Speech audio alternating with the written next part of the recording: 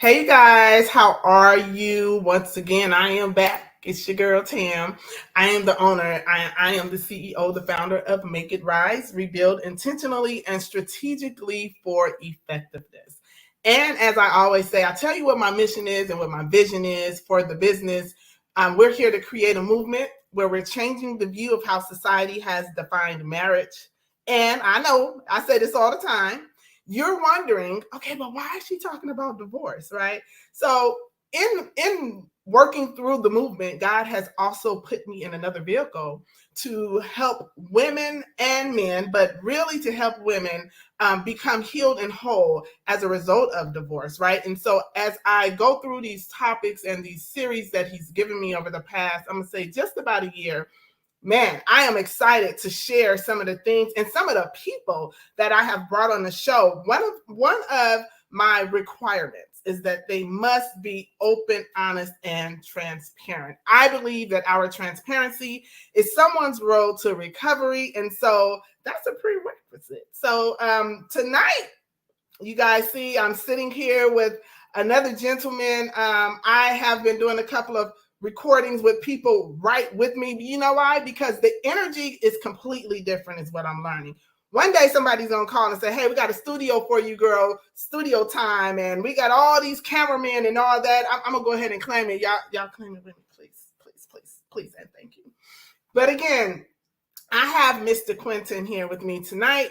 I'm gonna give him an opportunity to share with you who he is, but we're gonna be talking about unadulterated. I know you like, wait, well, unadulterated. Yeah, complete and absolute, unadulterated. So we're gonna be, again, open, honest, and transparent, and we're gonna talk about some things that hopefully you're able to use and grow from as a result of the things that we'll be sharing tonight, whenever you're listening and watching this. I believe that I don't believe in you sitting and listening to a podcast or a show and leaving the same way that you came, right? I believe in you receiving at least one nugget. If we can say one thing that you will be able to take home with you and use in your everyday life, man, we've done our job. So I'm going to go ahead and let Q, I'm calling him Q, y'all. It's my boy Q.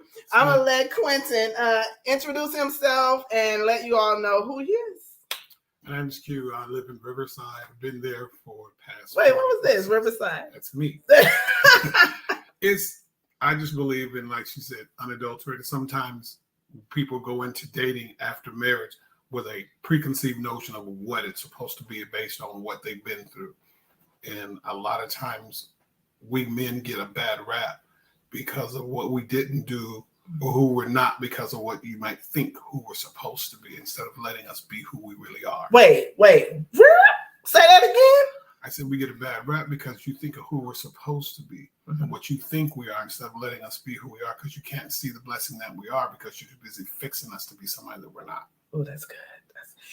I just posted earlier today that we sometimes go into relationships, all kinds of relationships, but especially, romantic relationships. We go in expecting ourselves from them. And that is the biggest disappointment. And I'm like, I had to learn that myself the hard way. Yeah. One thing I learned years ago, a guy gave me an understanding. He said, love is like a bullet or an arrow. It goes one direction. And a lot of times we try to love someone expecting them to love back the way we do. And you can't, because when you grow up, we all didn't grow up in the same household. We didn't have the same parents. We didn't have the same experiences. But love goes one way. You love someone because of what your heart tells you, not because of what someone else tells you. Yeah. And once you understand where love really comes from, the Bible says it comes from God. Sometimes we're too busy looking in the streets instead of looking in the Word for what we're supposed to get. You said something earlier before we came on, and I wrote it down, and I hashtagged it. You said, don't edit God. Because sometimes we think God is supposed to come this way or this way. You can learn anything from anyone, and God can give you a word from anyone, anywhere, because you don't like the way they look, the way they fit, and the way they feel, the way they sound. You don't receive the word from. Sometimes and I'm guilty of it myself. Sometimes you'll look at people and you go, they can't tell me nothing. Yeah. And before you realize it, your biggest blessings always come from places you least expect. You My can get God. something at the grocery store. Somebody just tell you one thing, and you be like, wow. But because that person was unkempt, you didn't accept what they said. Well, you have to be in an open position. That's the one I heard someone say, you have to be in a position to be blessed, And I didn't understand that when someone explained to me. Mm-hmm. When you're in a position to be blessed, you are in a receptive position. Yeah. That's the best way to be blessed. You can't be blessed and expecting it to come. It's like when you go to work, mm-hmm. if you don't have direct deposit, you have to wait on your check. Yeah. You can't be mad when you don't have direct deposit because you're waiting on the check. Yeah. And then your company goes from a written check to direct deposit. Now you got to wait. Everybody else got their check on Wednesday. Yeah. You can wait till Friday. Yeah. But your blessing comes in different ways, in different manners. And we have to be able to adapt to what God has for us. If we don't adapt and move, especially as you get older, the things we did and wanted when we were in our 20s are not the things we want in our 40s and 50s because we got bumps and bruises. And I call them knowledge knots. Yeah. You hit your head a couple of times, you get this big old knot here. You go, that don't work for me. Don't do that. Might work for your boyfriend or your girlfriend, but it don't work for me. Absolutely. So we have to understand that what works for me works for me. I like that.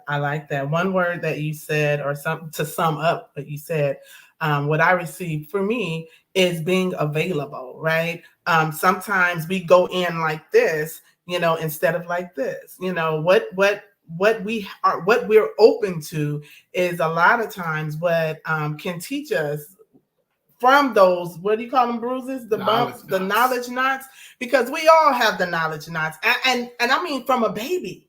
From a child, yes. When babies are learning to walk, they're wobbly, they fall until they actually get their mobility and are able to keep their balance and they can walk properly by themselves. So it starts even as a child, right? And oftentimes we wait until we become adults to say, oh, you know what? Wait a minute. When it's something that's been going on our entire life, which actually helps me to just kind of segue into what it is that we're talking about tonight. I want to know from you, how important do you think the role of a father is to a child? It's a lot of men want to be more of a father than we give them room and credit to. Mm. But a lot of times we won't be the father because we've got the impedance of the other party. I want to be a part of I want to be a part of my child, but I got to deal with you to be a part of my child. Now you're jaded or upset because our relationship didn't work. Mm-hmm. So you're allowing me not to be a father to our child. Mm-hmm. As a good parent, mm-hmm. you allow that child to make their decision about their parents. Like with my ex, my son thought that I hated his mother. I said, on the contrary, I don't hate your mother. I said, we were not good as a couple. Yeah. And I then turned around and told him, I said, you will always respect your mother. I said, I don't care what happens. I said, you have one mother, you're going to respect her. Yeah. I didn't want to stand in the way of his relationship with her because as fathers with little girls, we're the first partakers of our daughters learning how to be loved. Yes. And with mothers, you are the first partakers of, because most boys fall in love with their mothers first. Yeah. Because we understand that. So that's where we have to learn it. Mm-hmm. And vice versa. Boys learn how to be men by watching men. I heard a comedian say this one time. Mm-hmm. He said, in order to be a man, you got to see a man. That's right. As a woman, you cannot be father and mother. It's anatomically impossible. It's spiritually impossible. Yeah. Because once you understand the role of mother and father, you understand fathers make boys become men because they're going to test the boys. The boys are going to test the men to become men. But there comes a point where your relationship with your son becomes disciplinarian to disciplinee to man to man. Because the Bible says, as the iron sharpens iron, so shall the countenance of man, and vice versa. Girls learn how to be loved and loved by watching and loving their fathers, especially when you have a relationship where your father loves your mother. Yeah. Girls see that, and the first thing they say is, I want that. Yeah. May not have to be that man, but they understand by seeing it and they get it that way. Absolutely. I totally agree with everything that you said. I think it's so important. The role of a father is super important in a child's life. And as you said, the father is the first example of how a woman, or how she, the little girl, how she should be loved, and the first example of how he should love, like the son, right? So it goes both ways. And then for the mother, she's the first example of what you allow to happen, what you allow inside, what you are available to, right? And you cannot be afraid to put your foot down and say, yeah, no, we're not doing said thing. Because what happens is, whether we know it or not, as the child become an adult, those are the things that begin to ooze out of them in their adult relationships. And so do you think that, or have you even experienced within yourself or someone that you dated, you've been married before, correct? Divorced? Yes. How many times, if I can ask? Twice. So, okay, well, we right on track, right? We right on track. So in that, I want to know if there was ever a time where you, and maybe you know it now, but you didn't know it at the time, where you see that as a result of what the impact that my father had in my life or not, I responded like that in this moment, or in this season, or in this marriage. There's a scripture in the Bible that says, the good that I would, it says, the evil that I would not, that I do, the good that I would, I do not. It's basically the thing that we try not to be, we try so hard not to be. There's an old saying says, if you don't defeat it, you're destined to repeat it. We try so hard not to be that father, that man, that evil person. It takes willingness, and it also takes the desire to be better, not better than the person that was, but to be better as you, to yourself. Because one of the things that when we have an unbalanced relationship growing up, we begin to believe we're not worthy. And we're so busy beating us up. We're not understanding that, yes, you're worthy because God made you more than worthy, but you have to understand that God has put you in this position to be loved. And then you have to turn to where love is. That's why I believe me get standing on my podium. I believe that's why love in our world is so mixed up. When people say love is love, to a point. But in order to understand what love really is, you got to go to the source. Okay. It's like when if I drive a Chevy, I cannot go to Hyundai and expect them to fix my car like a brand new Chevy. Right. Why? Because that's not the one that made the car. Not the manufacturer. I got to go back to where the source is. And I got to read that manual, that book they put in the car. You have to read that book in order to get it back into working order. Same thing with us as people. We need to go back to the book, go back to the beginning, and look at what it says and follow that. If we follow this plan that's laid out for us, we will be there. And a lot of families, because like when I was a kid, everybody, regardless of who you were, went to church somewhere. It didn't matter who church you was, you went to somebody's church. And we as a country and we as a community have gotten away from that because we feel as though I can do it myself. And if you understand something about God, he's God is a gentleman. He's going to go ahead. He's going to get out your way and let you do it. He's going to look at you. You done yet? No, go ahead. Absolutely. But we as adults have to understand that, hey, I'm not my father. I'm not my mother. The things that worked in 1945 does not work in 2022. Nope. We have to, when there's resources, because we as a community don't take into consideration that counseling is a wonderful thing. For sure. It doesn't make us crazy. It makes us crazy when we don't do it. Listen. And I had to learn this going through counseling to find out why my relationships were failing, why my marriages were failing. What is it that I could do better? I call that, and anybody that know me, you guys, I call that the mirror ministry. Man. Look in the mirror and not out the window at other folks. But it takes us maturing and being ready to really understand the why to the what. Yes. We know the what, we see the what, right? The what is what have us uncomfortable, upset, angry, disappointed, all of those things. But when we are willing to look or find the why, then we understand that looking in the mirror at ourselves and fixing those small nuances will will take us to another level with the next person. If we plan to be in another relationship, whatever type of relationship it is, if it's just dating, as we're doing on this show, the series, dating after divorce. So coming out of divorce, coming out of, a couple of marriages, I've been married once, divorced once. Of course, if I've only been married once, that was crazy.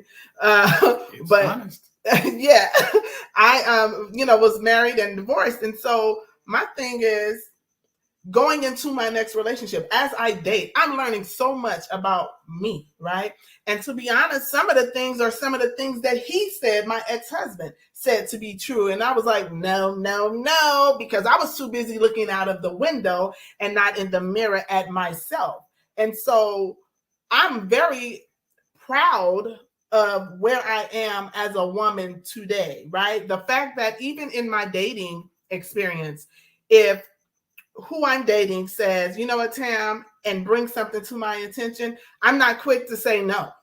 I'm quicker to look in the mirror to let me gauge this, right? Because maybe there's some truth to that. Yes. There may be some truth to that. There's one of my brothers, Elton Penn, he wrote a book called Intimacy Beyond the Bedroom, right? Mm-hmm. And one of his quotes in the book, he said, it's easier to build a child than it is to repair an adult. Oh, we see that part. I understand that, because for me, I've lost relationships after my first marriage because I had children. And for me, it was important that whoever was dating me understood that my children are important. Yeah. Because kids only get to be kids once, and you can't re-child a child. Once a child becomes an adult, they're done. Yeah. And I left my time open for my ex would call me and say, hey, I don't have anyone to watch the kids. I'm on my way. Because you don't have to vet me. You don't have to figure out if I'm going to beat your child. You don't have to. If I do something to my child, it's my child. I'm going to do it with the best intentions in heart. Right. But and I'm thinking as a mother to a child, you should understand that. Yeah. Or as a woman, you should understand that. This is just my. And then the girl I was dating was upset. Well, you're always ready for her. I said, I'm not ready for her. I'm ready for my kids. Mm-hmm. I said, because I want my children to understand that I'm their father, and they will remember who I am all their life. Right. Because I grew up in situations where my father was not always there. Yeah. He was doing other things. He was working. He was this, that, and the other. But I wanted my children to be able to grow up. And I've realized it's important as a child, especially for boys. Young boys look for affirmation from their fathers. Yeah. That's what makes them. And as a boy, you grow up as a man looking for your dad to say, that's my son. If you look at a lot of these boys that are in sports, a lot of them, the first thing they get up there and make it, and what's the first thing come out their mouth? Hi, Mom. Yeah. Yeah. I've seen 3 that I know that their father, Shaquille O'Neal's dad, wasn't his biological father, but his dad. That man left a lasting impression on him. He said, my father said, and he always said, my father, which made him, my father said, he said he scored like 50 points one night. His dad told him, your stance was open. This, that, and the other. And it wasn't that he wasn't telling him he was good, but he revered the fact that this man would help him to become a better dad. Yes. And he knew it wasn't coming from a malicious place. Correct. It was coming from a space of love.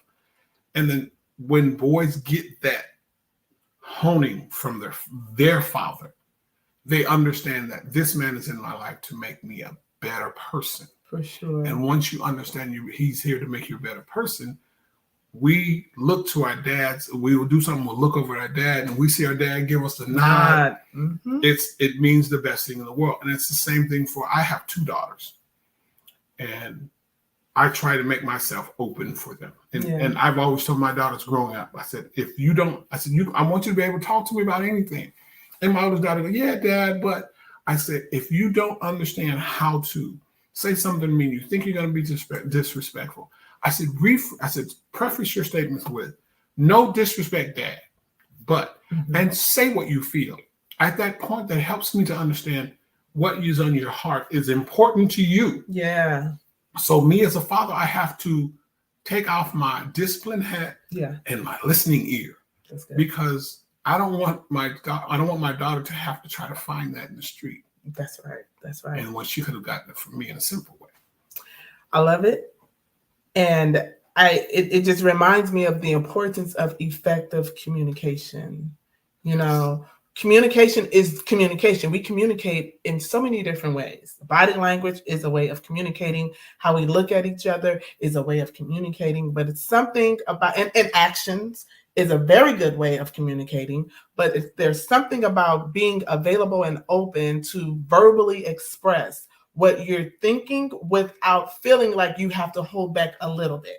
So the fact that you shared with your daughter, hey, this is how you do it. I want you to be open with me. I want you to be able to share anything with me, because you're absolutely right. What they don't share with us, they're going to share with their friends. And so if I don't know the upbringing, the upbringing of the friend that you're talking to, I'm taking a gamble at you learning from someone else that doesn't teach how I teach. But if I am teaching a certain way, and you're still, because they're still going to talk to their friends, but now they have something to weigh it with, right? Now they say, well, mom said or dad said, right? And my thing to my children, I always say, I have no bad intent. I don't have anything that I'm looking for from you. I'm not trying to have sex with you. I'm not trying to get your money. I'm not trying to manipulate you, right? I have every intent to do well by you, because God has placed me over you. I have to be a good steward of everything that he's given me. And that goes for you as well, right? So I explain that to my daughters, and I believe personally that I've done pretty well. You know, there were some seasons where, you know, especially with my oldest daughter, where she was a little hesitant to come to me with certain things, but I had to look at me and say, why is there a block there? Why isn't she comfortable telling me these things? While I know what the world may say, my daughter is she's gay, and so I know what the world says about that. But why can't she come home and say, "Mommy, this is where I stand. This is how I feel." I'm treating her like the world, right? So God had to check me and say, "So let's make a list here. What you didn't do. What didn't you do that I taught you the right way to do?" Right? So then I also had to put myself in a position to where I said, okay, I know what I put in her. I got to just trust that, and then trust the process. So going back to childhood, what our parents, what our fathers put in us, whether it was a good seed or not so good of a seed, right? Becoming adults, it's going to grow. And whether we intentionally water it, the music may water it, what we read may water it, the company that we keep may water. Those things are all considered water when it comes to a seed being planted. And when that seed is planted and it begins to grow, and now we're 45, 55 years old, and we're saying, oh, I need to pluck this because it's not working, there's a process, right? And so that's where those bumps in the road come. That's when there's a saying that the man you feed will be the man that grows. Mm-hmm. And if you don't feed, he'll find something to feed on. Meaning, if we don't have conversations with our children, like you said, they're gonna find somebody to talk to, and it's usually, because I remember growing up, I never got the birds and the bees talk from my parents. Mm-hmm. I got it from my friends in the street, right? And I'm listening to what they were saying. And growing up, I look back at the things that they told me, and I just go, that was crazy. Had I had an open relationship, because I have an old school parents. My mother's from Oklahoma, my dad's from Mississippi. Mm-hmm. There's just certain things we didn't talk about. For sure. You didn't talk about. But if I noticed that in other cultures, they have an open forum. Yeah. It doesn't have to be perfect, but if you get your correct information, mm-hmm. It shouldn't matter where you get your correct information from. That way you can sit down and say, hey, mm-hmm. Am I perfect? Like you said, am I perfect as an adult? No, I got a lot of work to do. Mm-hmm. Yeah. And there's just too many things that in dating we let. I'm gonna share a nugget that someone shared with me. Okay. He said, for a lot of us men dating, it's like this. We go to a restaurant. We hear the food is good. Mm-hmm. We go, and it's kind of busy. So we kind of like trying to get someone's attention. People keep walking by us, keep walking by us, keep walking by us. And you finally get a waitress' attention. She says, I'll be with you in a minute. So we stand there, time passes by. So we patient. So they sit us at the table. The table is dirty. Got dirty dishes, dirty stuff. And waitress attention. Can I get somebody to come and play? Give me a minute. So we're sitting back because we got this review. And now the person comes to the table. And what can I order? And before I can order, you give me a bill. And I'm looking at you like, why are you giving me a bill? You got to pay for what the person before you put down on the table. Yeah. Before I can get your order, yeah, you got to pay for what. And a lot of times, men are put in this position that I've got to pay the bill for the past 5, 6, 7 people that were at this table that I had nothing to do with. Right. I may be the blessing that you so desperately need. My God. That you have already pushed me out of the door before I sat down at the table. As opposed to just, let me see what this man is talking about. Let me see what this person is. Judge me on my character of how I treat you, not how the person before me treated you. Absolutely. If I'm a man of integrity, of good intent, it'll show the minute I open my mouth. Because sometimes we men say things based on what we believe you want to hear. Yeah. Because I've heard a lot of friends say, I just want somebody to tell me the truth. Like the man said in the movie, you can't handle the truth. Because if I told you the truth, you're going to call me all kind of this, that, the other. But you asked for the truth. I gave you the truth. So then you're going to beat me up for my truth. So which is what you asked for. So we sit back and go, and we'll give you piece by piece. Why didn't you tell me in the first place? Because I knew once I by the conversation I started having with you, I knew where you were going to go with this. But I can see the good in you. But if I give you the full of me, you're going to turn off the good in you because of what happened to you 20 years ago, 15 years ago. And I have this weird way of God has given me a good gift of discerning of spirits. Yeah. And I'll sit down and I'll just listen. And then I can tell what's going on in your life with me. If you really want to sit with me and be with me, I will sit down. I will give you exactly what you need. But the way for me to give you what you need, and I take this from a lot of men, the way I give you what you need, don't tell me what you need. Be what you need for me to be. If you need, and most men, it's like this, most of us black men, when we have a woman in the house, all we need is a woman to be our peace. Because when we're out there in that world, we get beat up. Sometimes we come home, we don't want to talk. We don't want all that other stuff. We don't even want you to have sex. Sometimes we want you to be there just to be there. If you're sitting on that side of the couch, I'm sitting on this side of the couch. Let me woosah when I get home. And understand that I've had to deal with Mr. Boss, Mr. Irrelevant, all these other people that have beat up my soul. And when I come home, the last thing I need is for my soul to be re-beat up. Exactly. And then vice versa. Some of us men, we don't understand how to deal with a woman. And I heard a minister say this one time. The reason why women don't understand men is because when we were made and we were created, y'all were never nowhere around on the face of the earth. The reason why men don't understand women, when God created woman, we were asleep. He was sleeping in a deep sleep. Oh, deep sleep. So for him to do an operation. So the best way for us to understand sometimes is not as much talk. I've had to learn it's effective listening. And it's don't listen to the things they say. Listen to the things they're not saying. A lot of people go, I said, when a woman complains, she's not complaining about what you're doing. She's complaining about how she feels. Exactly. It's her feelings. And if I sit back for a second and go, what's really wrong? It'll come to you if you just be quiet long enough.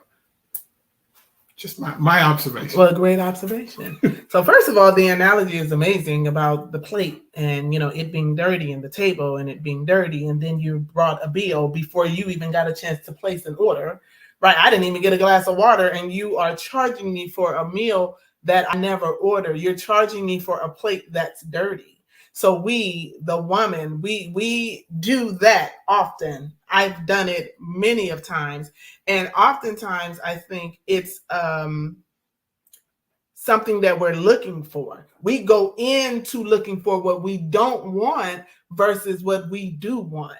And what I've shared with many of my ladies that I coach, I say, are you ready to date? Yes. Do you believe you're in a position that, are you healing? Not are you healed, but are you continuously healing, right? It's evolving. You're growing as you continue to move forward. Yeah, I'm ready. I'm ready. Okay. Are you ready to give him the same opportunity that you gave him? Give him an opportunity to hurt you the way you gave him the opportunity. And when I say that, I mean you're going in available. Not going in saying, okay, so Johnny did this, so I'm gonna watch it. See, he did. See that. See, I'm good. I'm done.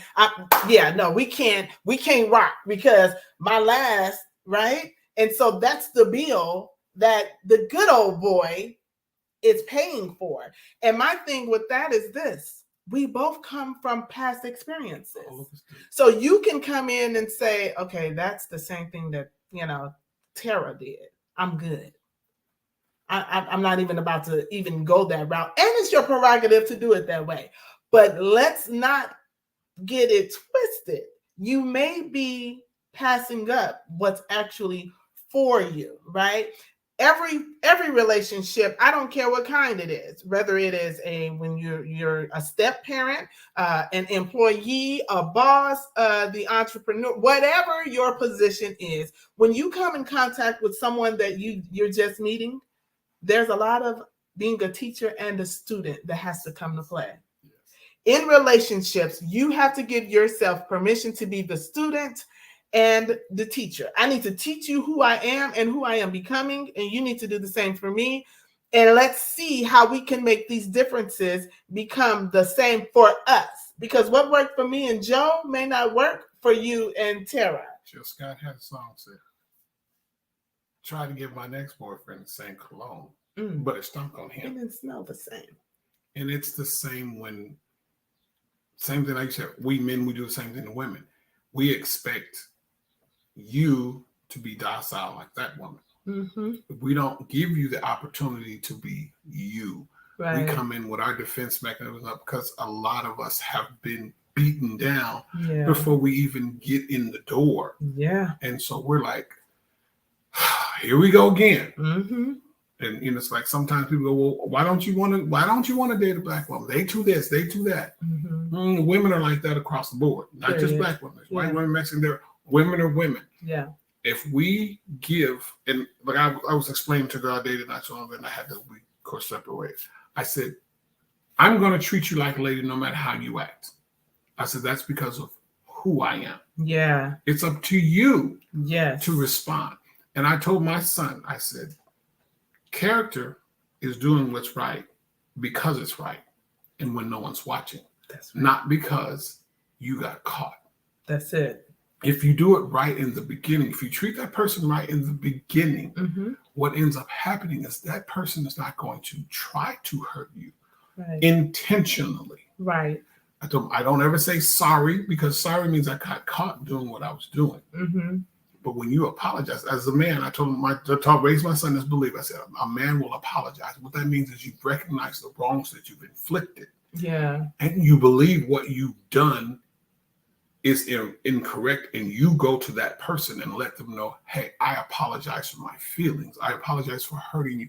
Because it means I look at what I did to you and I did it and it hurt. Whatever how it happened, you have to make it right. That's right. And as the man of the household, it's our job to make the house right. Yeah. If we don't come in with the right attitude, a lot of times we think we're the boss, and we're not. God says we're the head. It's like when you go to your job, your boss can't do every job. Right. Right. It's his job to put the right people in the right position to make our unit great. Yeah. So as a husband, man, it's my job. If I have a wife that's good at paying the bills, that's good at raising the kids, she may not be a good cook. Guess what? But I might be a good cook. I don't have to throw everything in her lap. We're a team. That's why in the beginning, when God made Adam and Eve, they were one.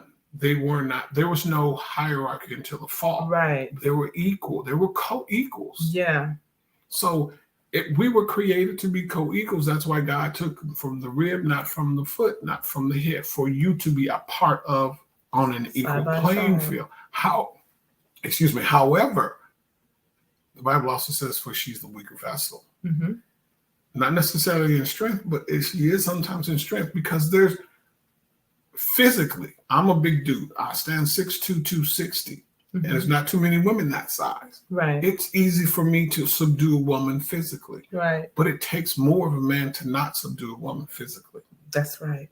When you understand what your hands are for they're there to work and to protect. Yeah.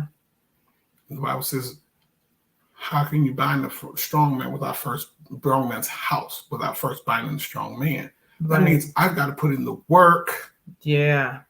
I got to put in the work for the house, not for myself. Yes. And if you find a man that's put in the work for his house, he will sacrifice his life for his house, just as Christ sacrificed his life for us. So when we follow that pattern, mm-hmm. we do the right things. Yeah, we're going to get beat up. Why? Because we're human. Why? Because we're here on earth. Yeah. But it's up to us to understand. Who hurt me yesterday is not the same person that's in front of me tomorrow. You're on point. And with one of my past guests, that was something that we spoke about, or a couple of things that you've mentioned. So when I speak to a person that I'm dating, and I'm coming off as if I'm putting on him what I went through in my marriage, right? He'll say, yeah, I'm not him, right? But then I dated someone where that just tipped him off. Like, I'm not, and I understand that. That could be a little frustrating. However, I say that we have to come into a relationship with understanding and open mind, and goes back to the teaching and being a student, right? I dated a guy that told me that I had this invisible remote control. He said, you have an invisible remote control. You say you want a man to lead. You say you want a man to cover you. You say you want all of these things. But Tam, you have an invisible remote control. He said, and I see it. He says, and when you use it, you use verbiage that makes it seem like that was my choice. But really, it's you over there going, now go up, now go over, now go to the side, right? And I had to literally look in the mirror at myself and say, what is that from, right? What part of control does that stem? Where does that stem from? And, as I just broke everything down, I realized that, maybe I am doing that. And not an excuse, but my reason was because I've been placed in a position to handle it, to do it. And so there was a lack of trust, right?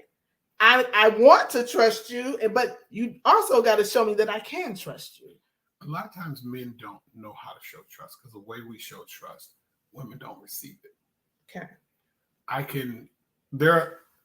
We have two types of men that do it with the mouth, mm-hmm. men that just don't say anything, just get it done. And a lot of times the men that try to do it and get it done, they get abused and run over, because their way, their love language, the way they're doing things is, I'm going to make sure my woman has a place to live. She ain't got to worry about if her car, because I used to do this and then I stopped doing it. My woman would get up. I would get up in the morning. I'd get up before she went to work. Her car was clean. Mm-hmm. It was full of gas. Mm-hmm. It was ready to go every time. But I've since have started to get back off of that, because it's like I've been, in my opinion, been taken advantage of and beating down, and then I'm not getting reciprocal, and I'm not doing it for you to do it for me. I'm doing it because of who I am. But when you beat me down for who I am, right, it makes me become someone I don't want to be. Yeah. And it's like when you find a man that's doing the things, the little bitty stuff, like filling your gas, washing your car. Yeah. Like I tell females that I've dated and females that I know, expect a man to treat you like a lady. If he doesn't open your car door, guess what? Just stand there right by the car door. Yeah. And if he looks at you crazy, just stand at the car door. Yeah. And if he doesn't open the car door, guess what you do? Go back in your Turn house. around. Yeah. Because if he doesn't recognize to treat you like a lady Mm-hmm. in that respect, Mm-hmm. he won't treat you like a lady in other respects. That is so true. Sit back and be the lady that you are. That doesn't mean you're not capable. It just means allow me as a man to be a man. Let me do it. Let me do me. Let me do what God put me on this earth to do. Mm-hmm. Doesn't make you any less of a woman because there's a man that wants to open your car door. The man that wants to open the door for you, wants to pull out your chair. Yeah. Wants to hold your purse while you shop. Let Absolutely. them do that. But sometimes we get so caught up in raising our children that we forget to tell our boys how to buy. Because my son, I remember I was dating a girl, my son was 10 years old. Mm-hmm. And he used to watch me every time I would go open her car door, just like the other. And there were times he would run to her car door to open it before I got there to open her door, and I would laugh. And she says, "What?" I said, "You see what he's doing?" Yeah. Because we learn by repetition, and we also learn by what we see. For sure. Men that are abusive didn't become abusive by just overnight osmosis. Yeah. We had to see it. Women that are abusive with their tongue, they didn't come that way overnight. Right. They had to see it. Absolutely. So love is a wonderful thing. Love can love you out of any situation if you allow it. And I had to learn that. And one of the things I say for us as a people, counseling is a great thing. Mm-hmm. It can help you find out if you really real about being the whole you. Counseling helps you find out what are your flaws. Yes. And one thing that I remember when I was in my marriage and I was frustrated, and I prayed to God, and God, because she ain't doing this and she ain't doing that. And this is what I'm praying. She ain't doing this and she ain't doing that. He said, if you do everything you can to be the best husband you can, you'll never see what she's not doing. Mm-hmm. And if she does everything she can to be the best wife she can, mm-hmm. she can't see what you're not doing. Yeah. She said, who loses in that situation? And I stopped doing this. Yeah. And I started doing, okay, I used to get up at 5 a.m. to do this. Okay, I get up before. And I started from that moment on, I started, because I used to do construction at the time, and I would wake up to go to work at 4 o'clock in the morning. Mm-hmm. Then I would get up every morning after that. I started wake up in the morning, I would kiss her on the forehead and say, love you, walk out the door. Mm-hmm. Not understanding why, but I just did it because I was told that's what I needed to do. Okay. And then one day she and I had a conversation. She said, you don't have to wake me up every morning. I said, yes, I do. She said, why? I said, because I'm not guaranteed to come home every day. If something were to happen to me and I walk out this door and the last thing out of my mouth, all you heard was, I love you.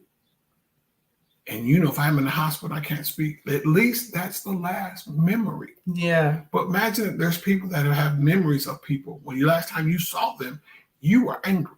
That person died. Now you got no chance to get it right. Right. But in your relationship, little small nuggets, just tell them when you walk out the door. Even if sometimes we used to say in the hood, fake it till you make it. Yeah. Tell them I love you. Walk out the door. Because that's we as a community don't share love. We don't. We share bodily fluids. Yeah. We share sex. Yeah. We share alcohol. Yeah. But we don't share positive emotions like we should. That's good. One of my shows, the topic was emotions have no gender. Oh no, not at all. Emotions have no gender. And so oftentimes it is, unfortunately, it is the man that is not really willing to share how he's feeling, because he haven't seen it. He haven't heard it, right? And when he did, as a little boy, he was told or asked, are you a man or a mouse? He was told to wipe them tears. He was told to get up and wipe yourself off. Come on, you're a boy. You're a big man. And so then he go into his relationship and in his marriage, and his wife is asking him to do the opposite of what he's been taught. taught. And so now here he is feeling like, well, I'm a man, so I'm supposed to. I'm not. I don't have to. I'm a man, and you sticking your chest out. And what I respect more is when you're able to share your emotions with me and how you feel and where you're at your location. There's a time and place for it all. It takes a lot for a man to get there, because a lot of times men are vilified when they become emotional. Yeah. And some women will call us names and this and the other. It's like, ooh, mm-hmm. And it's like, I want to let you know that I'm hurt by what I got passed over at the promotion at my job. I'm hurt because I was called the N-word by this person. I'm hurt. I'm hurt. I'm hurt. Mm-hmm. But if I can't come to you and express my hurts to you, who can I talk to? And this is where a lot of times that part. This is where I remember when I was married to my ex-wife, and I used to try to talk to her a lot, and I was called some unsavory names. Mm-hmm. And I remember me and her best friend was having a conversation one time, and I said, I do this. I was taking care of 2 kids that didn't belong to me. I'm bringing food in the house. I'm doing everything I can. And then I'm sitting there talking to her best friend. I looked at her and I said, I have an affair waiting to happen. I'm going to do something. And at that moment, it hit me when I said it. I was like, this is not good for me to feel. I'm an affair waiting to happen. Is that what you said? Yes, I'm an affair waiting to happen. Why? Because I'm here doing everything at the house. Mm-hmm. I'm home every night. Mm-hmm. You don't ever have to wonder about where I'm at. Yeah. You ain't got no conversation from nobody else. I'm doing the things that I believe in this relationship. I want to sit down and talk to you. I want to share my life with you. I want to share my world with you. I want to bring you flowers home every day. And it was like the things that I shared, I was beat up with. Mm-hmm. And it's like, and so the good things that I was becoming were being shaved off. Yeah. And that's what happened to a lot of men. The good men we try to be, we have a tendency to stop being that good man because we don't feel as though it's received properly. Yeah. So then we go back into what we're taught as a boy. Men don't cry. Men don't show emotions. And that's why a lot of times you see men in the sports, when they cry, they wipe their face real quick. But if you see women in sports, when they later, they don't let it out. We like, man. But we men, because we're taught that's a sign of weakness. For sure. And but as you get older, if you go through counseling, it helps you to understand that tears are just a temporary expression, and it helps what's inside of you come out in a productive way. Yeah. Instead of becoming an angry dude, you can go over there and it's okay for you to go cry let it out and cry to God and say, hey, I need some help. But if we listen, he'll send you somebody to help you. He sure will. This was good. This was amazing. I love everything that you shared with us tonight. I'm certain that someone is going to be able to use. I sure hope so. That's the whole intent. That is each the one intent. Reach one, teach one. That's right. And so I just want to take the time to say thank you. Thank you. I'm so grateful that we were bridged together from, a mutual friend. And she shared a lot with me about you and, how you think and how you speak and where your heart is. And she was dead on. I'm going to have to go pat her on the back. Pat her on the back and tell her I said, good job. But I say thank you. Thank you for being a part of the show. When she told me about it, I was hesitant at first. Mm-hmm. And then she said, just watch the show and you'll understand. Mm-hmm. And I watched the show. I said, I don't know if I can help. She said, oh, you can help. Mm-hmm. I said, well, anything I can do to help. And it was just, I was led to go ahead. And I told her, okay, set me up. Thank you. I thank you. And what I tell all of my guests is you have just now become a part of my mission, my vision. Help me push the vision, not become of the vision, but become the vision. But you've become a part of helping me push the vision. It takes more than just me. God gave me the vision, but he also told me that he was going to send me people who would be willing and ready to share a piece of their story. And so I thank you because you have just become a piece of somebody's piece.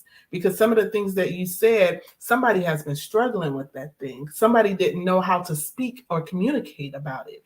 And because we have given ourselves an opportunity and the okay to sit here and just have just a regular conversation, somebody said, that's what it is. So again, I say thank you. Anytime. I'm here. I appreciate you, and I'm thank you for sure having me. absolutely we'll do it again.